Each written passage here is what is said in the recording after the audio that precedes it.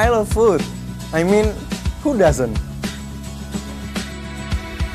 It gives me a new kind of excitement every time I try new foods. There's always one source that fulfills my needs. That's Binus TV. I can get a lot of interesting info about a good place to eat food, how to cook them, and how to enjoy them as well.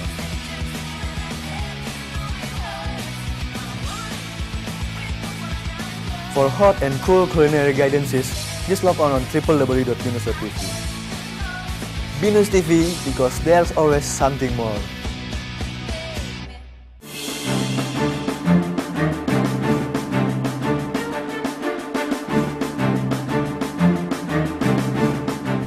Oke pemirsa, kembali ke The Inspirator bersama Bro Aderai. Ya, Bro. Tadi udah seru sekali. Nah kalau kita boleh kilas kembali, dulu kenapa bisa terjun ke dunia binaraga gitu. Pada dasarnya sebenarnya kecintaan saya memang di olahraga ya, jadi saya merasa mungkin bakat, potensi, mungkin jalannya semuanya rasanya adanya di sana. Jadi berbagai jenis olahraga saya geluti, tapi memang setelah akhirnya mengenal olahraga kekuatan ya, mulai dari panco dan sebagainya, akhirnya binaraga akhirnya jadi profesi. Maka dulu waktu remaja malah kurus ya? Iya. Tinggi saya sama seperti sekarang, 183 dengan berat saya 55 kg. Jadi memang punya profesi sebagai atlet binaraga ya, dan punya badan misalnya seperti sekarang ini lebih kepada karena memang requirement dari olahraganya aja gitu. Jadi bukan sesuatu yang memang karena memang harus gimana gitu. Jadi ini kayak kebutuhan profesinya memang seperti itu gitu. Apakah ada dari kecil, kan kita biasa bicara tentang punya impian, passion. Apakah dari kecil itu sudah pernah punya impian suatu hari mau jadi seorang binaragawan? Kalau cita-cita dari kecil mau jadi olahragawan, iya betul. Tapi kalau jadi binaragawan ya mungkin enggak juga sih. Iya. Pak Aderai itu lahirnya di? Saya lahirnya di Jakarta. Ya, lahirnya di Jakarta. Dulu lagi sebenarnya kalau dari kecil waktu SMA keinginan saya sebenarnya mau jadi polisi sih sebenarnya. Cuma iya jadi mau ikutan akademi kepolisian, tapi memang pada saat itu memang kebetulan memang tidak diterima ya. Jadi akhirnya mengarahkan saya ke tempat yang lain. Saya belajar hubungan internasional, ilmu politik di Jakarta, di UI, di Universitas Indonesia. Tapi seiring dengan kuliah saya, di sisi lain saya diperkenalkan dengan olahraga fitness ini gitu.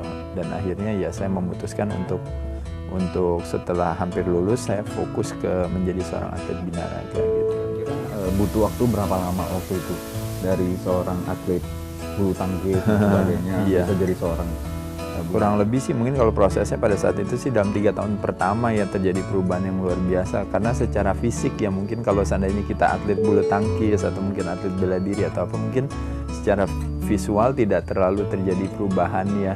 Tapi pada saat jadi atlet binaraga berubah sekali karena tadinya beratnya cuma 60 kilo, tiba-tiba beratnya jadi 90 kilo. Jadi sesuatu yang berubah karena mulai dari perubahan yang dilakukan memang perubahan secara fisik gitu. Mulai dari pola makan, latihan, jadi ototnya bertambah, makannya juga lebih banyak, lebih diatur, mungkin lebih bergizi ya mungkin. Paling maksimal itu sampai berapa kilo? Beratnya sih sama aja dari dulu kurang lebih sampai sekarang tetap masih 90 kiloan. Nah, saya bertanding di kelas berat ringan dan kelas berat. Dan waktu masih kurus malah sempat pengen jadi Bruce Lee ya. Pengen seperti Bruce Lee gitu. Ya kalau saya rasa mungkin lagi zamannya dulu lah ya, mungkin saya rasa anak-anak kecil di tahun 70-an ya mungkin semuanya senangnya sama Bruce Lee ya. Terus malah sekarang jadi binaraga dan saya baca pencapaiannya banyak sekali, sempat tahun 95 sebagai Mr. ASEAN Asia. Iya, ya itu sih sesuatu yang kalau kita kerja keras ya mungkin hasilnya ada aja ya, jadi bukan sesuatu yang mengagetkan sebenarnya. Kalau kembali lagi saya rasa pemirsa juga tahu adalah bahwa pada saat kita memang ya, kalau saya sih cuma lebih melihatnya bahwa ya kita sebagai seorang atlet kan kita kerja keras ya, persiapan baik ini apa gitu. Orang lain mungkin santai, kitanya kerjanya keras. Pada saat dimana kita berhasil jadi juara ya itu memang udah istilahnya udah hasil akumulasi daripada kerja keras itu ya memang akhirnya jadi juara. Saya berhasil jadi juara nasional, saya berhasil menjadi juara Asia dari tahun 98 sampai tahun 2000 dan jadi juara dunia di tahun 2000. Jadi ya drug free karena saya selalu merasa adalah bahwa seorang binaragan bukan hanyalah seorang olahragawan tapi juga seorang pembelajar dan juga seorang seniman. Maksudnya di sini artinya adalah bahwa kalau seorang pelukis menggunakan kanvas sebagai media untuk mengapresiasikan karya seninya,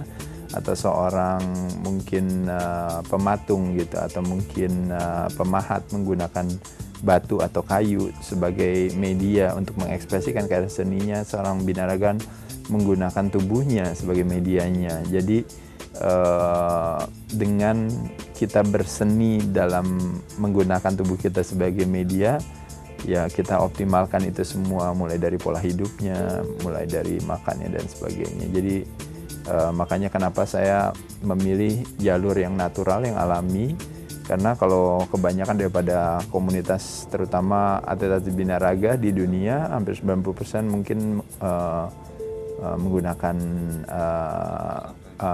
bukan suplemen tapi lebih kepada penyalahgunaan obat ya, anabolic steroids, growth hormone dan sebagainya. Jadi saya pikir ia memicu supaya mengoptimalkan. Jadi kalau saya kebetulan tidak merasa jalur itu yang menjadi panggilan bagi hati saya, makanya saya memutuskan untuk bertanding di jalur yang natural, yang alami, meskipun kelihatannya minoritas, nggak banyak orang yang melakukan aktivitas binaraga natural. Semuanya kan berkeinginannya kayak kita anak muda kan punya ego, maunya kalau bisa tambah lama tambah gede terus gitu ya, tapi tambah besar, tapi yang besarnya adalah dengan ketergantungan. Jadi kembali lagi yang saya bisa katakan warisan daripada jangankan binaraga, pola hidup sehat dan sebagainya, semua sebenarnya adalah kan kemandirian, bukannya ketergantungan. Jadi sangat unik ketika kita harus tergantung sama obat-obatan untuk kita punya prestasi yang bagus gitu. Jadi saya pikir bukan hal itu yang jadi pilihan saya. Akhirnya 3 kali ya memenangkan juara ultra. Iya, saya 3 kali juara dunia, lalu saya juara Asia. Bersyukur saya memang di Asia memang saya ikut cuma di tahun itu aja, jadi bersyukur nggak pernah mengalami kalah di sana juga. Saya juga dulu itu bagaimana? Kan pindah profesi jadi seorang binaraga dengan body yang bagusnya sebenarnya. Nah, proses untuk sampai apa yang bro sudah capai itu bagaimana? Ya pada saat itu kembali lagi memang kalau saya lebih melihat sebenarnya ada beberapa hal yang bisa kita lakukan ya.